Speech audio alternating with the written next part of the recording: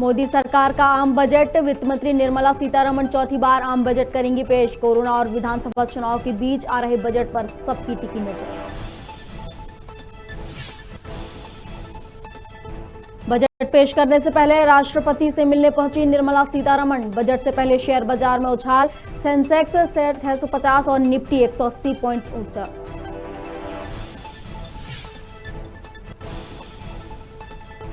राजधानी भोपाल में second dose का 100% वैक्सीनेशन पूरा। तय लक्ष्य से ज्यादा लोगों को लगी वैक्सीन, 19 लाख से ज्यादा लोगों को लगाया गया सेकेंड डोज।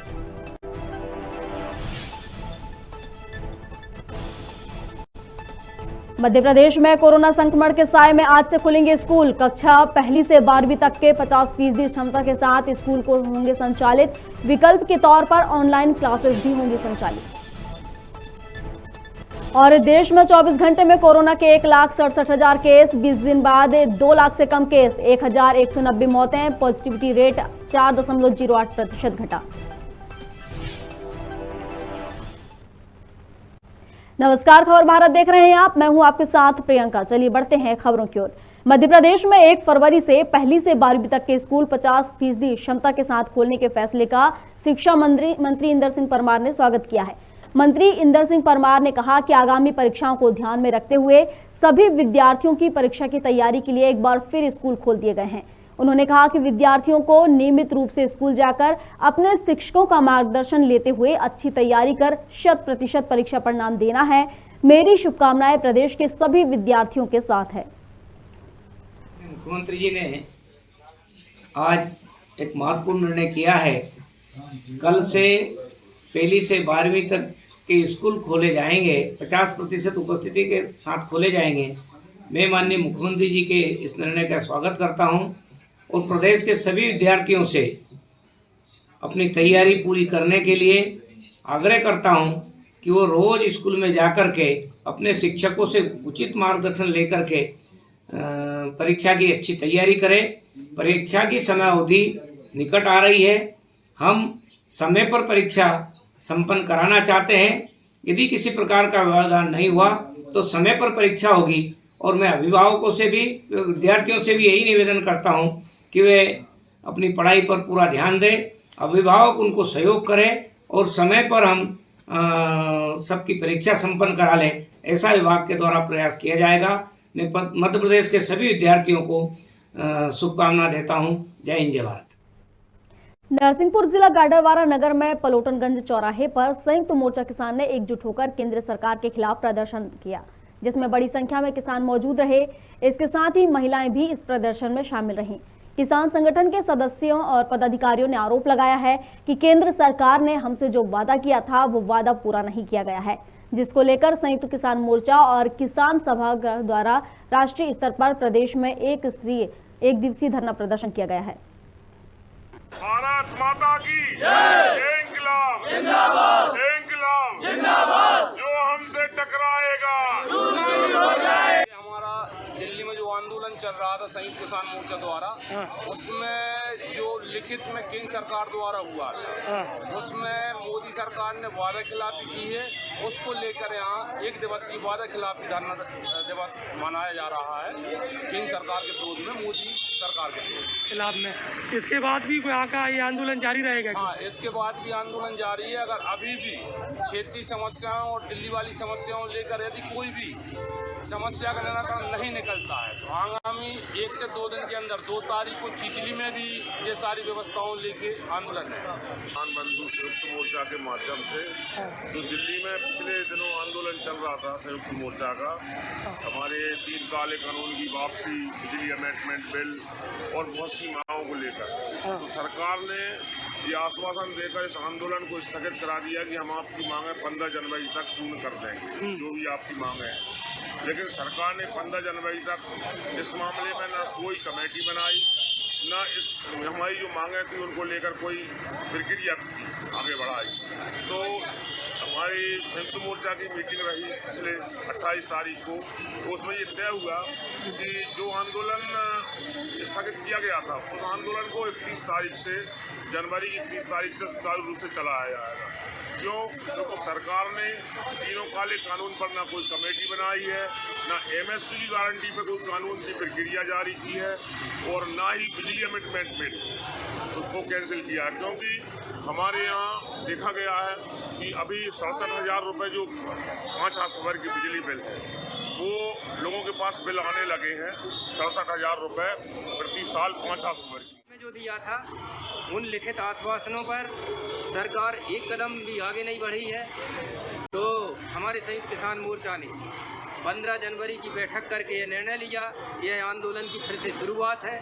शायद दिल्ली की बॉर्डर फिर से संयुक्त किसान मोर्चा घेरेगा, तो उसी के तहत यह शुरुआत है कि जो MSP की गारंटी कानून बनाने की जो मांग थी, बिजली बिल 2020 वापस लेने की मांग थी, शहीद किसानों को मुआवजा देने की मांग थी और किसानों के ऊपर जो मुकदमे बने थे उन्हें वापस लेने की मांग थी, और जो केंद्रीय गृह राज्य मंत्री अजय मिश्रा टेनी जिसको बर्खास्त किया जाना चाहिए था, जिसके पुत्र द्वारा आंदोलनरत किसानों को कुचल करके मार दिया गया, उसकी बर्खास्तगी और गिरफ्तारी होना चाहिए। अगर ये आपका आंदोलन जो चल रहा है, अगर ये मांगे पूरी सरकार ने ना मानी तो फिर से ऐसा आंदोलन फिर देखने को मिलेगा।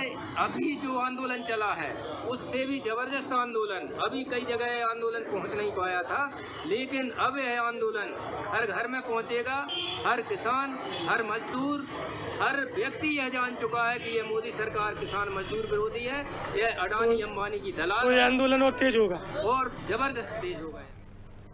समस्त ब्राह्मण समाज बेगमगंज द्वारा SDM को मुख्यमंत्री के नाम ज्ञापन सौंपा गया है। ज्ञापन के माध्यम से कहा गया है कि खुरई के पंडित अनु चौबे के ऊपर 307 का मामला दर्ज किया गया है। यह सिर्फ एक राजनीतिक दोष है और मुख्यमंत्री के नाम ज्ञापन सौंपने के माध्यम से मांग की गई है कि जो मुकदमा चल रहा है उसकी जांच की जाए और चेतावनी देते हुए कहा कि अगर हमारी मांग नहीं मानी गई तो संपूर्ण मध्य प्रदेश में ब्राह्मण समाज द्वारा उग्र आंदोलन किया जाएगा, जिसकी जवाबदारी प्रशासन की होगी। आज उसी समाज को दर दर भटकने का काम मध्य प्रदेश सरकार कर रही है। इसलिए सभी ब्राह्मण बंधुओं से निवेदन करेंगे कि अगर इसके ऊपर कोई कार्रवाई नहीं होती, अगर न्यायिक जांच नहीं होती, तो आज हम बेगमगंज तहसील के अंदर इस चीज का विरोध कर रहे हैं। कल संपूर्ण मध्य प्रदेश के अंदर इसका पूरा ब्राह्मण समाज विरोध करेगी। दूसरा निवेदन ये है कि आज उनके ऊपर मुकदमा बनाया गया है, कल बेगमगंज में आपके ऊपर मुकदमा बनाया जाएगा। कब तक हम टुकड़ों में बटे रहेंगे? कब तक हम इन अत्याचार को बर्दाश्त करते रहेंगे? एकजुट आपको होना पड़ेगा। मैं सबसे निवेदन करूंगा कि अगर हमने जिस मांग को रखा है, अगर उस पर कोई कार्रवाई ऊपर से प्रशासनिक तौर पर नहीं होती, अगर माननीय मुख्यमंत्री जी इस पर कार्रवाई नहीं कराने का काम करते, तो हम संपूर्ण मध्य प्रदेश के अंदर इस चीज का विरोध करेंगे और हक की अधिकार की लड़ाई को लड़ेंगे और अपना हक लेकर रहेंगे। जय भारत। अगर कोई धर्म के काम होते हैं तो अधिकारी उसमें टाँच लगाते हैं। रामपाल सिंह जी बोलते हैं कि भाई ये खत्म करो, ये नहीं होने देना, ये नहीं होने देना। कांग्रेस का कार्यक्रम है, भारतीय जनता पार्टी कोई भी कार्यक्रम होता है कांग्रेस नहीं होने देती। ऐसे जो खुरई में किया गया है बहुत निंदनीय है और इस पर कार्रवाई नहीं हुई तो हम पूर्णतः इसकी निंदा भी करते हैं और धरना भी देंगे और प्रदर्शन भी करेंगे और पूरे प्रचार प्रसार भी करेंगे। ब्राह्मण समाज अगली बार एक भी वोट नहीं देगा, जो देगा वो ब्राह्मण नहीं होगा। ये हमारे वीरेंद्र पांडे जी हैं, इनका कहना है कि अगर इस पर कोई कार्रवाई नहीं होती तो संपूर्ण मध्य प्रदेश के अंदर ये आंदोलन करेंगे, इधर बेगमगंज में धरना और प्रदर्शन किया जाएगा।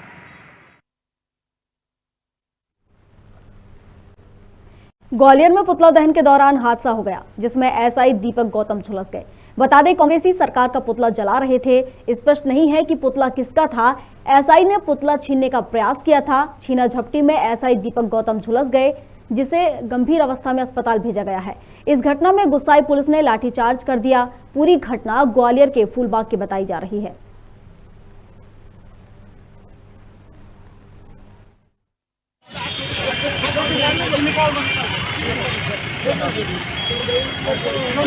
अरे वो ले लो, किसी से वो ले लो, पेस्ट होगा, किसी का पेस्ट ठंडा होगा। अरे पेट नहीं बता, खत्म नहीं आएगा। गाड़ी आ गई, गाड़ी आ गई, जल्दी जल्दी गाड़ी लेके आओ, गाड़ी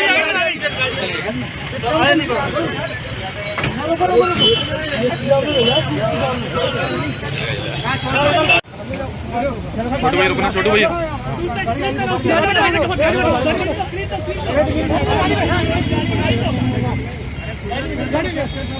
हाथ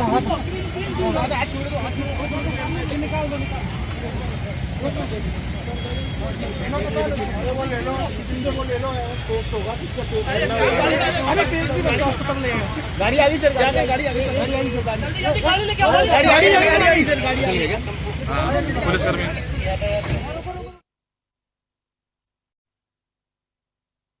कालरी श्रमिक रिटायरमेंट के कोल इंडिया के अनुबंध के बाद CPRMSNE के तहत मेडिकल के लिए 40,000 कंपनियों में डिपॉजिट कर अनुबंध किया गया था, जिसमें रिटायरमेंट के बाद अगर स्वास्थ्य खराब होता है तो रिटायरमेंट कर्मचारी अपनी सुरक्षा अनुसार SECL के अनुबंध के तहत अस्पतालों में जाकर इलाज करा सकते हैं।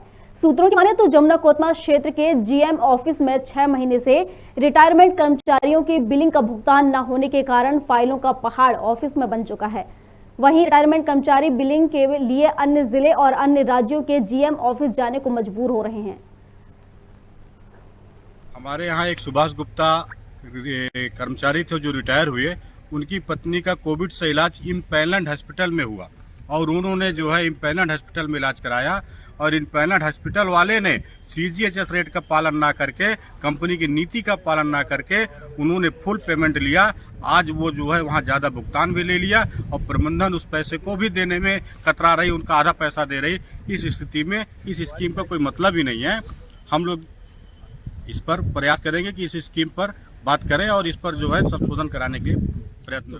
किस रूप में लेते हैं इसका हम लोग को मतलब मैं भारतीय मजदूर संघ के तरफ से इसका खेद व्यक्त करता हूं और मैं ये चाहता हूं कि उनका भुगतान हो और नहीं हो रहा है तो हम लोग कोशिश करेंगे कि उसको जो है मैं और हमारे अध्यक्ष हैं विजय सिंह, हम लोग मिल के और आमाडाड़ OCP में अगर ऐसा कोई केस है तो उसको हम लोग सुलझाने की कोशिश करें। नहीं तो SECL मिनी रत्न कंपनी है तो कहाँ पे दिक्कत आ रही? फंड की दिक्कत है या माने प्रबंधन की लापरवाही है? किस लिए ऐसा हो रहा है? अब इसका तो बारे में मैं ज़्यादा बता नहीं पाऊँगा, संज्ञान में अब आया है आप लोग के द्वारा, तो हम लोग कोशिश करेंगे कि हम एरिया में भी इस बात को उठाएं और SECL लेवल में और कोल इंडिया लेवल में भी कोशिश करेंगे कि ज़्यादा से ज़्यादा हम लोग बात। वो सही में पूरा बिल जो है इनका पड़ा हुआ है, कोई देखने वाला नहीं है। आज के डेट में जमुना कोतमा क्षेत्र की स्थिति ये है कि यहीं भर नहीं सभी इकाई में, चाहे आप बदरा ले लो, चाहे 9-10 खदान ले लो, चाहे मीरा ले लो, चाहे आमाडांड ले लो, चाहे OCM ले लो, चाहे एरिया एस्टेब्लिशमेंट ले लो, सभी खदानों में जो कर्मचारी कार्यरत थे बेचारे रिटायर हो गए हैं। अब कोई बिहार में रहता है, कोई बंगाल में रहता है, कोई उड़ीसा में रहता है, अन्य प्रांत में लोग रहते हैं। यहाँ बेचारे रिटायर होकर चले गए, अब बिल सबमिट करके चले गए हैं, उनका पैसा का भुगतान नहीं हो रहा है। प्रबंधन पूर्ण रूप से इस मामले में फेल है। यदि मैं तो ये कहूँगा कि मैं अपने कोयला मजदूर सभा की तरफ से अपील करना चाहता हूँ कि इस पर तत्काल ध्यान दें, नहीं तो एक बहुत बड़ा आंदोलन होगा। भाई सबसे बड़ी बात यह है कि उतनी दूर से आते हैं वो, रहेंगे कहाँ रुके, कहाँ जाएं? अब रिटायरमेंट कर्मचारियों की क्या परेशानी होती है, बेचारा जो रिटायरमेंट हो जाता है वही समझता है। नहीं, मिनी रत्न का दर्जा प्राप्त है SECL को, तो कहाँ पे दिक्कत आ रही, किसकी कमी की वजह से भुगतान नहीं हो पा रहा? ये सब जो आपके एरिया में वरिष्ठ अधिकारी बैठे हुए हैं, वरिष्ठ प्रबंधन बैठे हुए हैं, उनके पास भी कई बार शिकायतें जा चुकी है। उनकी उदासीनता के चलते सब हो रहा है। ये मैं तो मानूंगा कि इसमें महाप्रबंधक खुद स्वयं फेलुअर हैं। दूसरा सवाल ये भी है कि जैसे कर्मचारी हैं, ये लोग अपना इलाज 40,000 वार्ड में पैसा देकर इलाज करवाते हैं, लेकिन अधिकारियों पर ऐसा रूल नहीं है। अधिकारी डायरेक्ट जाते हैं, इलाज होता है उनका, कंपनी पैसा वहन करती है। बिल्कुल करती है, वो बिल सबमिट करके देते हैं, पैसे का भुगतान उनका होना चाहिए। GM साहब को इस संबंध में कई बार बताया भी जा चुका है। GM साहब के या तो निर्देश का पालन नहीं करते हैं वो लोग, जबकि उनकी सुनते नहीं हैं। इस तरह का ढीलापन है। अकाउंट्स में कोई बैठने वाला नहीं है आज के डेट में, किसी यूनिट में सब जगह यही रोना है। कुरावन नगर के समीप ग्राम मानपुरा गुजराती में एक ग्रामीण विगत 36 घंटे से अनशन पर बैठा था, जिसे नायब तहसीलदार अरविंद दिवाकर ने दूध पिलाकर अनशन समाप्त करवाया। ग्रामीणों ने आरोप लगाते हुए कहा कि गांव के सरपंच द्वारा पैसे लेकर लोगों के पट्टे दिए जा रहे हैं, जिसके विरोध में ग्रामीण गांव के सरपंच के खिलाफ गांधीवादी तरीके से धरने पर बैठे हैं। वहीं गांव के ग्रामीण गोपाल मीणा पिछले 36 घंटों से आमरण अनशन पर बैठे हुए थे, जब मामले की जानकारी प्रशासन को लगी तो नायब तहसीलदार अरविंद दिवाकर ने मौके पर पहुंचकर ग्रामीण गोपाल मीणा को समझाया तथा पंचनामा तैयार कर ग्रामीणों को आवेदन देकर 1 माह के अंदर आरोपियों पर कार्रवाई करने का आश्वासन देकर अनशन समाप्त कराया।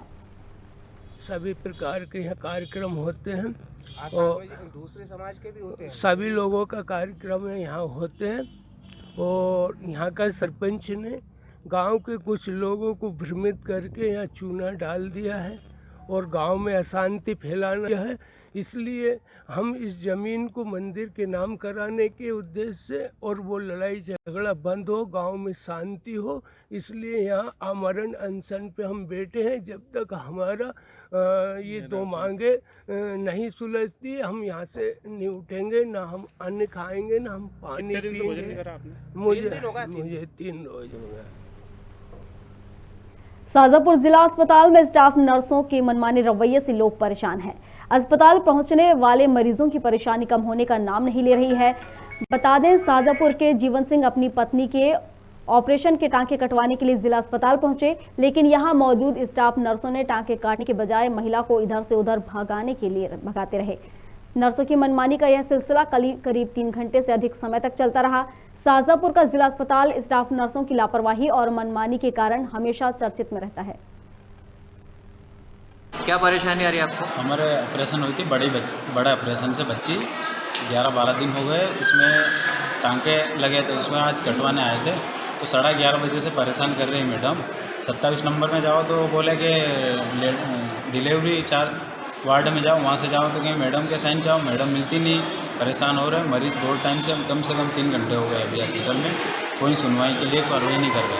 डॉक्टर से बात हुई आपकी? डॉक्टर से यहीं बात करते हैं तो उसके पास जाओ, उस मैडम के पास जाओ, उस नाम पते जानते नहीं, बार यहाँ लेबर रूम के सामने सिस्टर रहते हैं, वो कहाँ पर जाना है उनको बताते हैं, मगर उसके बाद में फिर वो उसको कहाँ टांगे कटना है वो भी रहती है। यहाँ 3-4 सिस्टर रहती हैं, सबको इंस्ट्रक्शन दे रखी है। अभी और बता दिया है कि अपन बोर्ड चिपका देते हैं उनको, बोर्ड लगा। सर यहाँ पर अधिकतर मरीज आते हैं तो वो परेशान होते हैं, उनको ऊपर से नीचे, नीचे से ऊपर भेजा जाता है। यहाँ पर कोई गाइडलाइन करने वाला नहीं है। ऐसा मतलब क्यों परेशान क्यों हो रहे हैं यहाँ पर? आपकी जैसी जो व्यवस्था थी व्यवस्था पूरी मिल नहीं पा रही है उनको।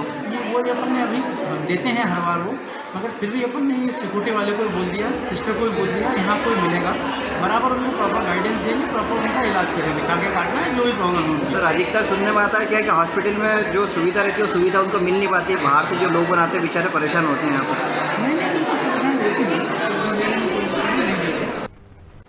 डबरासीटी थाना क्षेत्र के टेकनपुर स्थित गुरुद्वारे के पास भीषण हादसा हो गया। इस अनियंत्रित ट्रक ने बता दें, इस हादसे में एक अनियंत्रित ट्रक ने बस और कार में जोरदार टक्कर मार दी। कार में दतिया PWD SDO राजकुमार मिश्रा सहित 2 लोग सवार थे जो गंभीर रूप से घायल हुए। सभी घायलों को एम्बुलेंस की मदद से ग्वालियर हॉस्पिटल रेफर किया गया।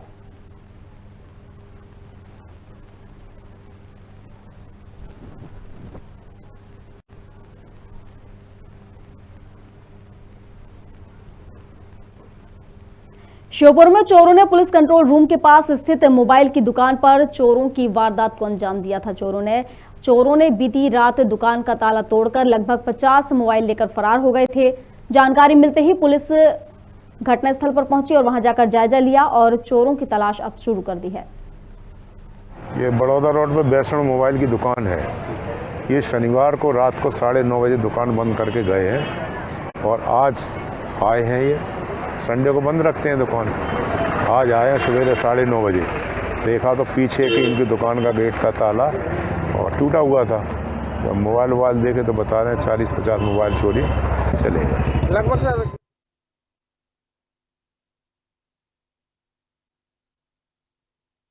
ये बड़ौदा रोड पर वैष्णव मोबाइल की दुकान है।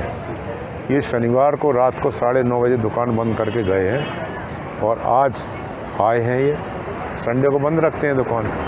आज आए सवेरे 9:30 बजे, देखा तो पीछे की इनकी दुकान का गेट का ताला और टूटा हुआ था।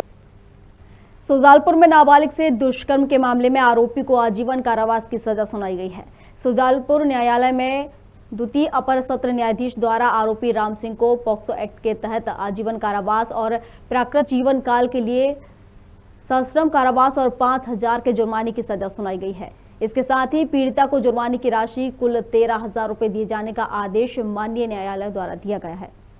माननीय द्वितीय अपर सत्र न्यायाधीश महोदय सुजालपुर द्वारा बलात्कार के आरोपी को 5 LM/6 लैंगिक अपराधों से बालकों का संरक्षण अधिनियम 2012 में दोषी पाते हुए अजन्म कारावास से जीवन काल के लिए दिया गया और कुल जुर्माना 13,000 रुपये किया गया।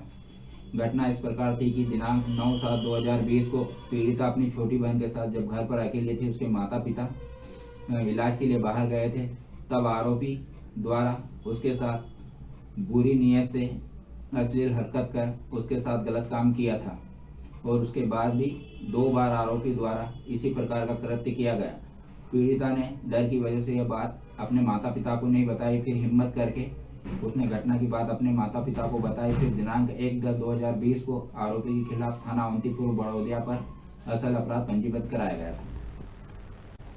शिवपुरी गुना बाईपास से शहर में घुसे ट्रक ने लापरवाही पूर्वक गाड़ी चलाते हुए कार और बाइक सवार 4 लोगों को कुचल दिया, जिनमें से 2 की हालत गंभीर बताई जा रही है। बताया जा रहा है कि ट्रैफिक प्रभारी ने कुछ समय पहले एक हादसे के बाद शहर में नो एंट्री कर दी थी, जिसके बाद से आज इस तरह के हादसों में लोगों में आक्रोश देखा गया। लोगों की कई तरह की प्रतिक्रियाएं सामने आई हैं। हालांकि पुलिस ने मौके पर पहुंचकर हालात को संभाल लिया है और ट्रक क्लीनर को गिरफ्तार कर लिया है। सर गाड़ी आ रही है, जा रही है, निकल रही है। आज जो एक्सीडेंट हुआ है उसमें किसकी लापरवाही है? लापरवाही तो पुलिस वाले ने की है साहब। वे निकल नहीं देते तो फिर कैसे होता है एक्सीडेंट? जब नाके से तो निकल के भेज देते हैं। अपना 1 जनवरी से अपन कलेक्टर महोदय द्वारा नो एंट्री लागू की गई है शहर में, जिसमें अपना 18 बटालियन पे भी नो एंट्री है, उधर सिंह नवाज पुल से भी है और गुना नाके से भी अपना नो एंट्री कर रखा है। लेकिन कुछ छोटे छोटे ऐसे रास्ते हैं जहाँ से अभी भी खुला हुआ तो कभी ये लोग उधर से निकल आते हैं। लेकिन आज जो ये घटनाक्रम हुआ है इसमें गुना नाके से ये ट्रक आ रहा था, RJ20 है 0 ऐसा कुछ नंबर है उसका, तो उसे हमारे जवान ने गुना नाके पर रोका था और उसको समझाइश दी जा रही थी तब कि आपको नो एंट्री में नहीं जाने था, नो एंट्री है, आप वापस जाएं। लेकिन वो शराब के नशे में था, अभी मेडिकल भी हो गया उसका, तो वो पीछे करने की जगह वो आगे उसको बढ़ाता ले गया, जिससे उसने साइड पे पॉइंट भी दिया था कि इस क्रमांक वाहन क्रमांक ऐसे ऐसे गुना नाके से नहीं रुका है, मेरे द्वारा रोका गया। कंट्रोल को भी दिया था और पौरी चौराहे पॉइंट को भी मिला। जब तक वो पौरी चौराहे पॉइंट पर आता तब तक उससे पहले उसने वहाँ एक्सीडेंट कर दिया और अभी विवेचना कोतवाली पुलिस कर रही है। खबर भारत में खबरों का सिलसिला लगातार जारी है। अधिक अपडेट्स के लिए आप बने रहिए हमारे साथ और देखते रहिए खबर भारत। नमस्कार।